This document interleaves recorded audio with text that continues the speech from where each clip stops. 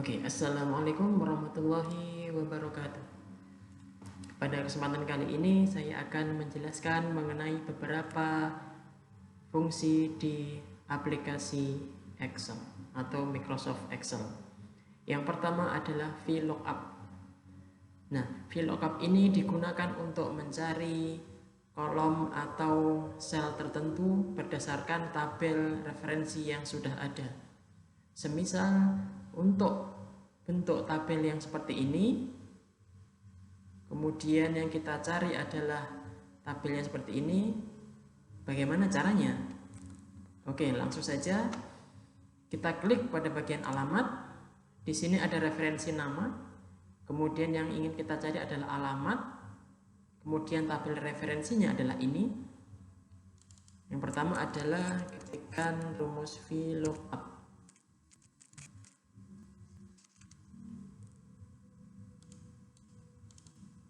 Oke, kemudian kita cari lookup value-nya, yaitu namanya Ana di sel B16.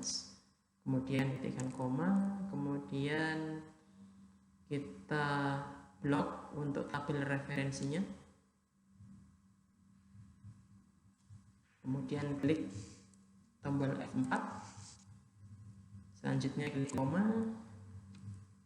Kemudian kita tentukan kolom mana yang ingin kita cari. Pada kondisi ini adalah kolom alamat ya. Kolom alamat itu adalah kolom kedua, maka kita ketikkan angka 2. Kemudian koma lagi. Selanjutnya untuk ring lookup kita pilih false atau exact match. Artinya nanti rumus ini akan mencari nama yang tepat, yaitu nama Ana. Kita pilih false, kemudian kita klik enter. Nah, ini adalah muncul alamat Ana adalah di Kupang. Nah, seperti ini caranya. Kemudian untuk nilai ujian caranya sama, kita copy saja rumusnya, kita pastekan di sini. Kemudian karena kolom nilai ujian ada di kolom ketiga, kita ubah nomor 2 menjadi 3. Nah, seperti ini. Kita enter. Nah, akan muncul ya. Jadi nama Ana, alamat Kupang, nilai ujian 90. Kemudian kita ingin mencari baris selanjutnya, yaitu Vivi dan Marlin. Nah, cara cepatnya kita blok, kemudian kita drag ke bawah. Nah, seperti itu ya untuk cara pengisian atau cara memanfaatkan rumus VLOOKUP di Microsoft Excel. Oke, selanjutnya ada horizontal lookup. Nah, untuk horizontal lookup ini kita manfaatkan ketika kita menemukan tabel referensinya bentuknya seperti ini. Ya, lanjut saja ya, kita coba untuk kasus yang sama, nama Ana, kita ingin cari alamat dan nilai ujiannya. Kita isikan rumusnya lookup. Untuk lookup value-nya kita klik di namanya, kemudian koma, kemudian kita blok tabel referensinya. Jangan lupa kita pencet tombol F4, kemudian koma lagi. Untuk row number-nya, karena alamat ini ada di baris kedua, kita pilih 2, kemudian false, enter. Nah, seperti ini ya, Ana namanya Kupang. Untuk nilai ujian kita ubah saja di isian 2 ini menjadi 3, enter. Nah, akan muncul. Kita drag kembali. Nah, seperti itu. Selanjutnya adalah tentang pivot table. Nah, pivot table ini digunakan untuk merekap data yang kita inginkan dari tabel referensi di Microsoft Excel. Caranya kita blok terlebih dahulu tabel referensinya, kemudian di menu insert kita pilih pivot table. Nah, seperti ini. Di bagian existing worksheet kita pilih di salah satu sel yang tersedia, kemudian klik OK.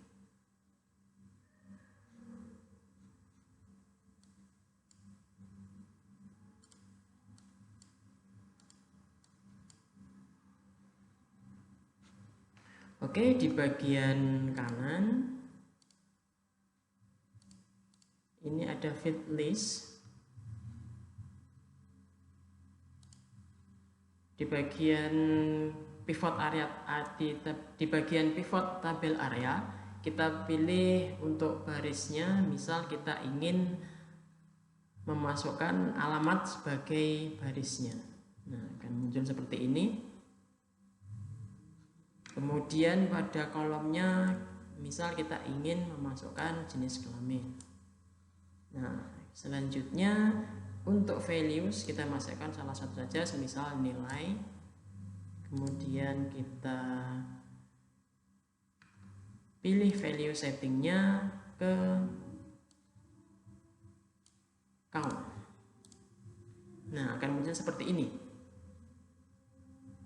Jadi ini cara membacanya adalah untuk nama-nama yang alamatnya Aceh, kemudian berdasarkan laki-laki berapa jumlahnya, 1, kemudian perempuan nggak ada. Nah, totalnya seperti ini. Nah, ini adalah rekap dari tabel yang ada di atasnya. Nah, seperti ini. Ini bisa kita sesuaikan sesuai dengan kebutuhan. Misal kita ingin mengubah bagian sini, bagian row atau barisnya yaitu adalah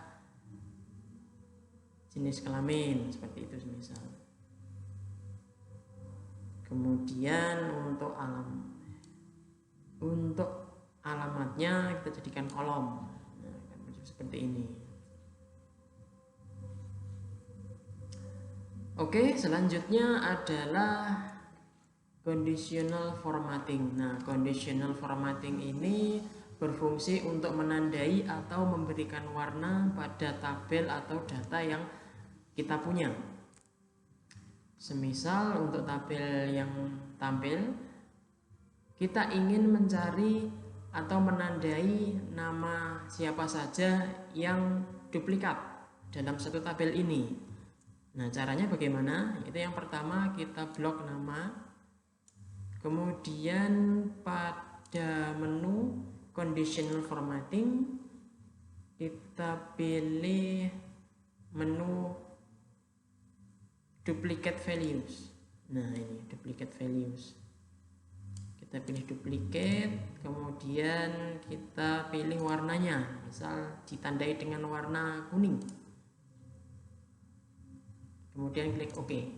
Nah, seperti ini. Nama Alis ternyata duplikat, ada 2. Nah, seperti itu.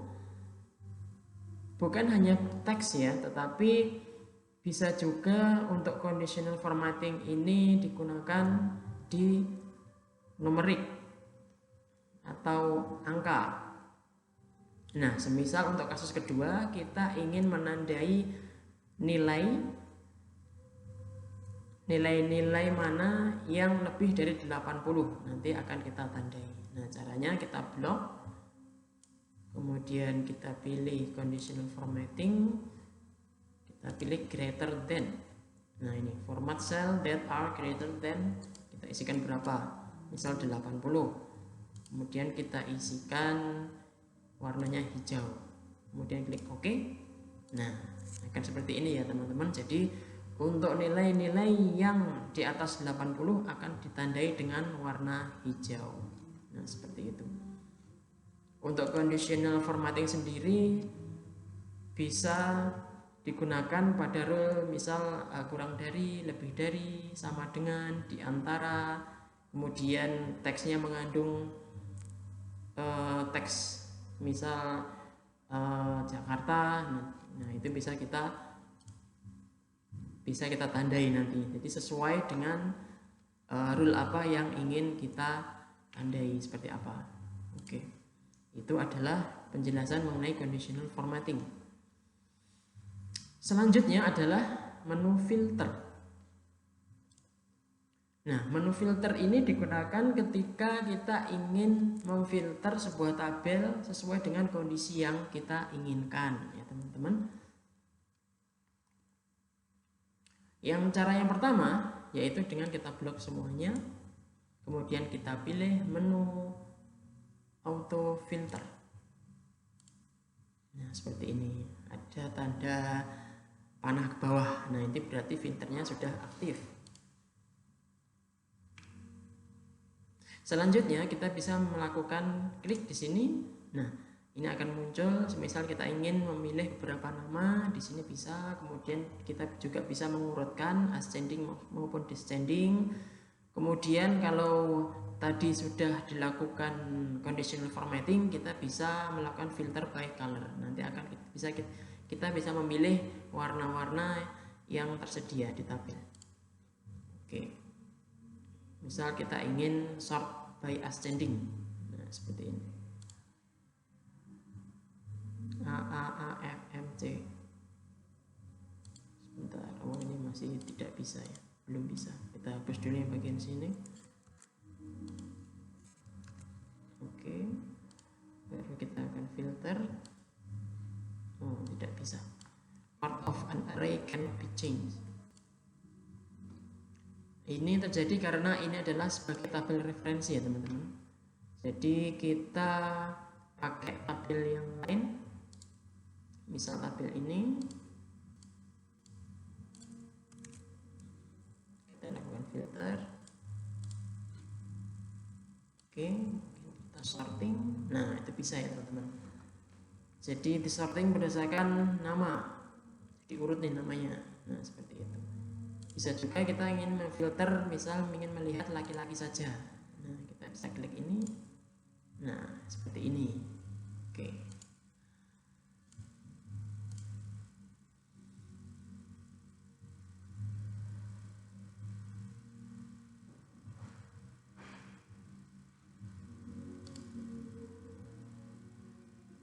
Selanjutnya, jika kita ingin memfilter menggunakan rumus, yaitu yang pertama, kalau semisal kondisi yang seperti ini kita ingin memfilter, misal namanya, misal alamatnya dari Jakarta gitu ya, Jakarta, kita pilih Jakarta.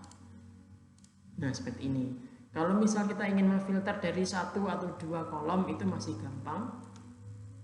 Tetapi jika kita ingin memfilter pada beberapa kondisi atau kondisi-kondisi yang filternya tadi banyak ya, misal alamat Jakarta, laki-laki, kemudian nilainya lebih dari sekian-sekian, kemudian beberapa kondisi-kondisi yang lain, untuk filter yang pakai tabel ini agak susah ya, jadi harus menggunakan rumus. Nah, jika kita ingin menggunakan rumus, bagaimana caranya? Yang pertama, kita copy saja untuk header tabelnya di sini. Nah, kemudian kita isikan rumusnya. Misal ini ya, saya sudah mengetik tadi rumusnya. Nah, ini rumus filter. Kita enter saja. Nah, akan muncul. Jadi untuk penjelasannya, untuk data yang difilter adalah nama-nama yang alamatnya di Jakarta. Ini ya, di Jakarta, kemudian nilainya lebih dari 80. Ini.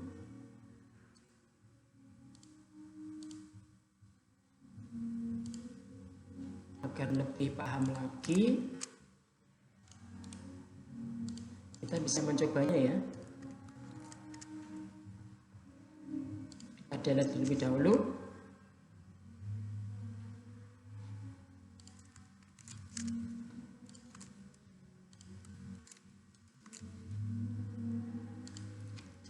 Kita isikan filter.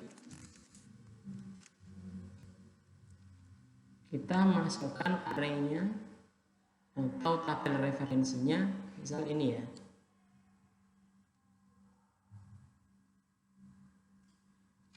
Sebentar, untuk headernya tidak perlu, jadi isinya saja.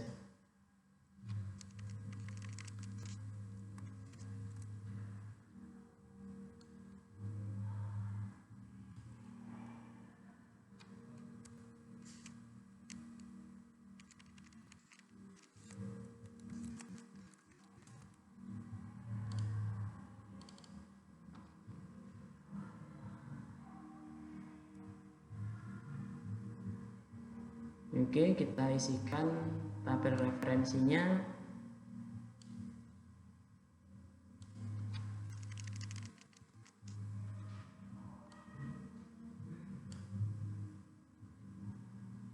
Koma. Kemudian kita isikan kondisinya.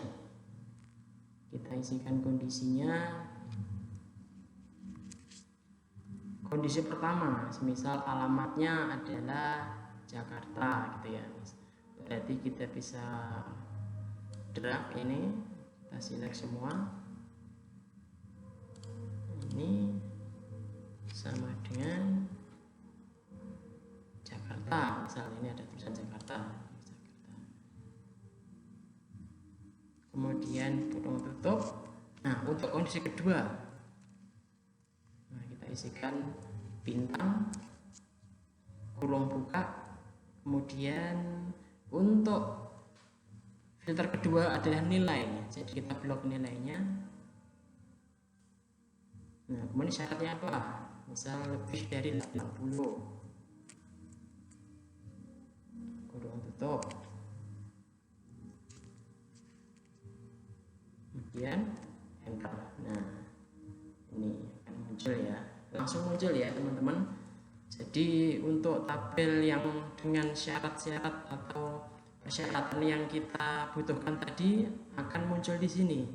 Jadi kita tidak perlu memfilter satu-satu seperti yang ada di tabel seperti ini ya. Jadi kita ketikkan saja rumusnya, kemudian filternya sebanyak apapun, nanti akan muncul data-data yang sesuai dengan filter yang kita masukkan. Ya, cukup mudah ya teman-teman. Itu adalah menu filter di Microsoft Excel. Nah, untuk pembahasan yang terakhir adalah text to column. Nah, bagaimana cara kita mengubah, misal kita punya data seperti ini.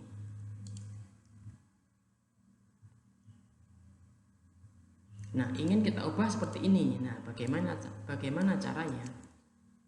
Yang pertama kita copy terlebih dahulu. Nah, kemudian kita blok. Lalu di menu data ada menu text to column. Nah, kita pilih, kita klik, kemudian kita pilih choose the file, yaitu delimited. Next, kita pilih space. Nah, untuk previewnya seperti ini, udah jadi nih. Yang awalnya itu teks biasa menjadi teks yang berkolom. Kita pilih finish. Nah, akan jadi seperti ini ya. Nah, ini sangat berguna jika kita ingin mengubah teks berupa entah itu kalimat atau apa, kita ingin menjadikan sebagai kolom-kolom atau tabel. Nah, seperti itu. Ya, mungkin itu saja penjelasan dari saya pada kali ini mengenai menu-menu yang ada di Microsoft Excel. Terima kasih sudah menyaksikan. Assalamualaikum warahmatullahi wabarakatuh.